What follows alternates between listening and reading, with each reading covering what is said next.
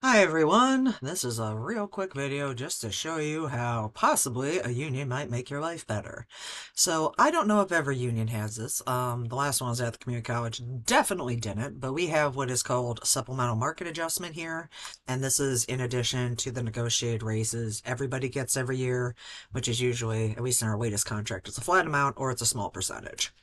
I was hired in actually in 2015 at a nice starting wage of 60K, which literally doubled my last wage because I was being paid very poorly by said community college. And then my first year after being here, I ended up getting like this 4% raise, and that was enough to encourage me on. And then for a while we didn't get any supplemental market adjustment, and we got like nearly 10%, which was like a big woohoo. And then a few more years later, we got about 5.5%, which is still encouraging. There was one year where I got, next to nothing. It was just sort of like, the tax will probably eat it. But this last one where I jumped a huge amount, I'm still trying to figure out how the heck that happened.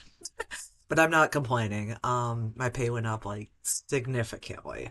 So again, I don't know if supplemental market adjustment is a universal thing in education. If you know, please feel free to leave me a comment. But this is one of the reasons why, if you are an educator and you are in a strong union that actually has this, this can be super helpful. And for those of you who have never heard of it before, because I had never heard of it before coming here, supplemental market adjustment is when our university, combined with the union, takes, I want to say CUPA, CUPA, averages for every single position at the university. And then if your job is paying you lower than the average from the CUPA score, they increase your wage in order for it to make the average. So in our case, it is a huge selling point because we are in the middle of nowhere. And so it's like, yeah, we pay really, really good for being so remote in the middle of nowhere.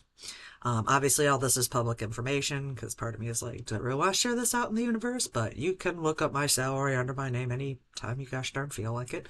Asking my coworkers because at least our union publishes everyone's salary under their government name once a year and sends it around to all of us. I'm just laughing at government name because one of my previous coworkers who's since moved on to another place was like, yeah, I'm used to seeing it by job title. I'm not used to seeing it by your legal name. Like, you make this much, and you make this much, and you make that.